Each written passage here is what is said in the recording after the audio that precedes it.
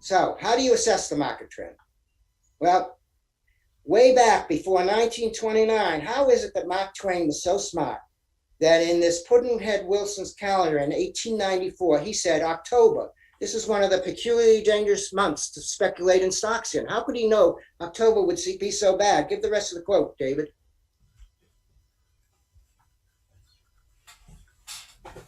So we all know Mark Twain was a great, great comedian, a thoughtful person. So I tell all the students, being in the market is difficult. It's not easy. If it were easy, everyone would be wealthy, okay, from the market. It isn't. So you have to respect the market. Next slide.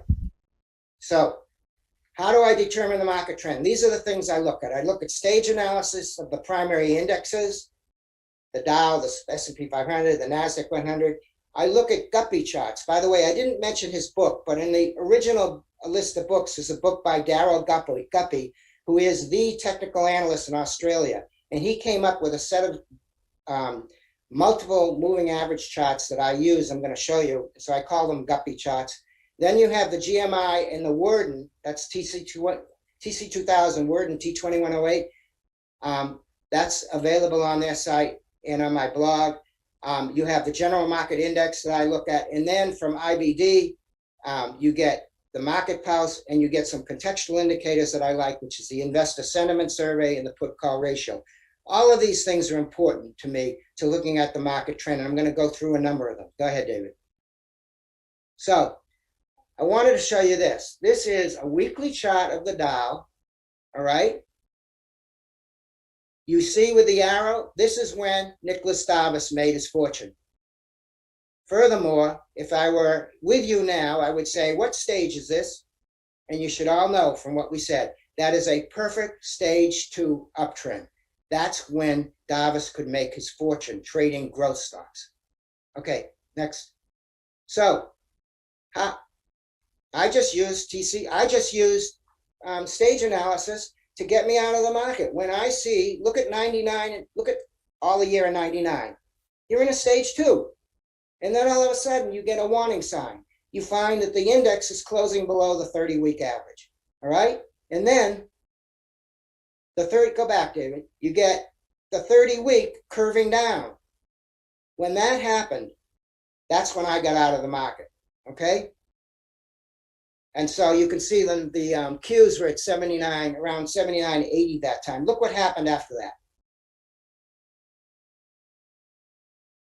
The Qs fell down into the 20s. Okay? I was sitting in cash, listening to pundits on the radio say, hey, you can't time the market. Don't get out of the market. Stay in all the way down. And you know what they'll say? They don't ring a bell at the bottom. And that is so silly. Because if you get out of your mutual funds or something at, say, 100, and it falls to 20, as long as you get back in before 100, you made money. You did fine. So then, here's when I got back in 03. You started to get the beginning of a stage 2 uptrend. The 30-week turned up, all right? So I got in, and that year, I know my account was up 53%, which may not be much to you, a lot of you traders, but for someone who's running a research center and doing everything else and not watching the market every minute, that was good for me and for my pension. Next chart. What happened in 2000? Same thing. All right, next. Oh, there you go.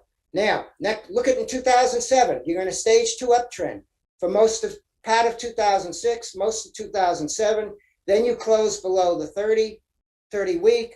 I got out over there. All right. Now, you can see a few weeks later, the Qs, this is the Qs, by the way, the Qs went above the 30 week. And I said, oh my, maybe it's going to turn. But you know what? The 30 week had been coming down. I waited. It was coming down. I was not going to be in the market. I got out around 43. What happened after that, David? Here's where I exited. And look what happened. Again, I got out, sat out the market in 2008, got back in afterwards. And this shows you what the market, you can see, you're back to in 09, you see you're back to a stage 2. You can be back in the market. And then when you get in 2010, when it's going below, maybe you take some money off, it comes back up above the 30, you're back in. And by the way, when I listened to the podcast of Stan Weinstein, he was suggesting rather than the 30-week, which is equivalent roughly to the 150-day moving average, 30 times 5, he uses the 200-day now, but I still use the 30-week. Okay, next. So the Guppy multiple moving average indicator is basically two groups of exponential moving averages. You don't have to know what they are. They're just simple moving averages. One thing, they just average a bunch of closes. The exponential gives more weight to the more recent closes. So people use both. Anyway, the quicker averages are the 3, 5, 8, 10, 12, 15. And the longer ones are these, the 30, 35, 40, 45, 50, 60. I say days there, but this can be weeks. This can be done over any time frame. You can go to guppytraders.com and learn about it, okay? But the reason I want to show you is, to me, when I look at this, when I look at the indexes with the Guppy indicator, it tells me something else in terms of a pattern I can see. Go ahead, David. So here's the 2000 top. Notice again, all the red averages, which are the faster ones. And by the way, I do them differently in different colors. I reverse the colors of Darryl Guppy because one of my honors students once said, if you do it this way on a white background, then you can say that a good stock has a red, white, and blue pattern, which is an RWB, I call it. Okay. Now, to point, David, to the dotted. I also added the dotted line there, which is gray. And that is like, if this is a weekly chart, this is every week's close. Okay. So you can notice during an uptrend, the market's closing the week almost always above all the red lines. And when it doesn't, when it finally closes below, point to that, David, a little lower, right there, when it's below all the red lines, that can be a warning sign. So look what happened. This is what the 2000 top looked like. You still were red, white, and blue for a period. When red, white, and blue disappears, when that white band disappears, I tend to get a little defensive. But you can see it still kept going up for a little while, and then look what happened. Next chart, Dave.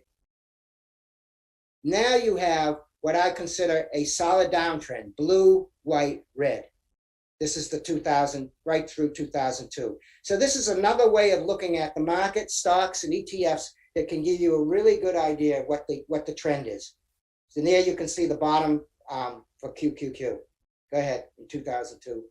All right, and now you can see again, this is the 2007 top, and then 2008, what happened? And then look at the decline in 08, blue, white, red. So you should never be in anything that's blue, white, red pattern. And then you go to red, white, and blue, clear sailing. Okay, next. And this basically shows you present times. You can see how beautifully the market was in 2014, 15, red, white, and blue. Then you had a sideways, and then you went red, white, and blue from 16 to 18. Then you had a drop in 19, then another red, white, and blue. And believe it or not, and then you had the pandemic drop, right? And believe it, but look at this. You are in a red, white, and blue since 2020, after that drop. All right, next, David. Another way of finding out the market trend, of course, for those of you as IBD, is their market pulse. It's wonderful.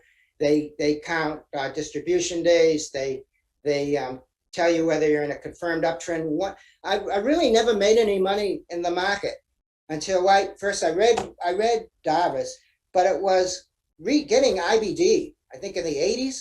Wow, that made a difference. I started looking at the IBD 100 at that time, and I actually went to visit William O'Neill in one of his presentations, and they are the only newspaper, I think, I know Wall Street Journal never did this, that would ever say, get out of the market.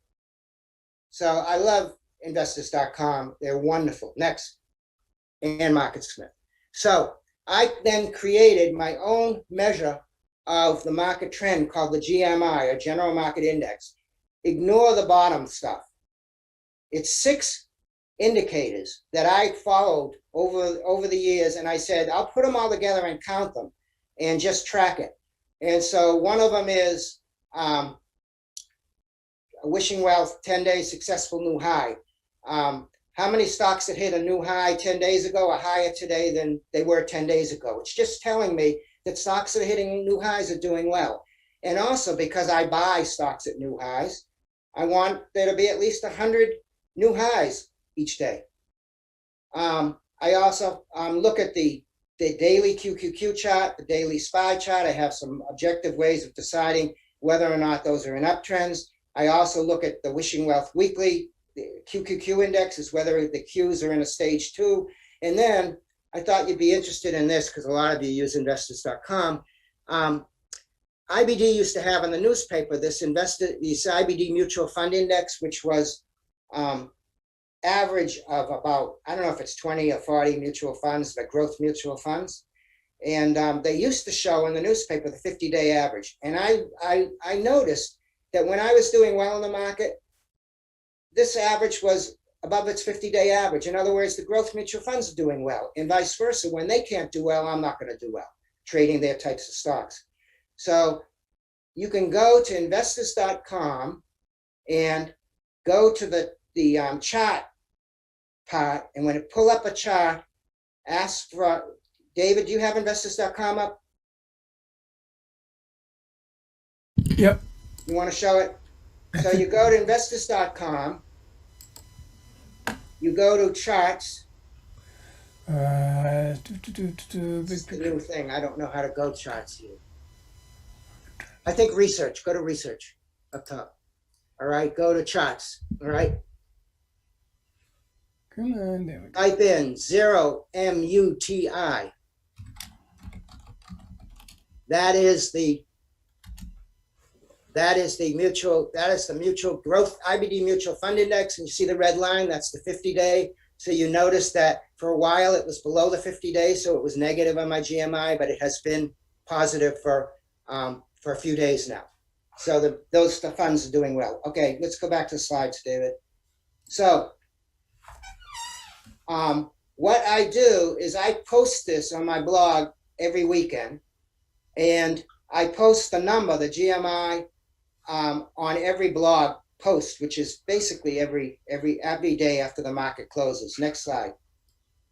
So this shows you how the QQQ did when the GMI was on a red or green signal. Now, a green signal is if the GMI is above 3 for 2 consecutive days, and a red is if it's below 3 for 2 consecutive days. And you can see it's done a pretty good job of turning red during bad markets, and that's helped me. Let's go to the next slide. All right, this shows you in a different time frame. Now, it's slow on the uptake. If you look at the 20, it didn't turn green to there. But anyway, I find it to be very useful, and you're welcome to use it from my blog. Okay, next one, David. All right, this is what my blog looks like. This is how I post it. You can see the 6 and the 3. Don't ignore the GMI too. Just look at the GMI, which is 6. You see, I also show the T2108. I'm going to show you this in a minute. This is a fabulous indicator. Next slide. All right, the T2108 measures the percentage of New York Stock Exchange stocks that closed above their simple 40-day moving average. This index was created by the Worden people. It's available through their software, through TC2000, and I plot that number all the time, and you won't believe what an indicator this is. Go ahead, David. They started it in '86, and this is what is this, monthly?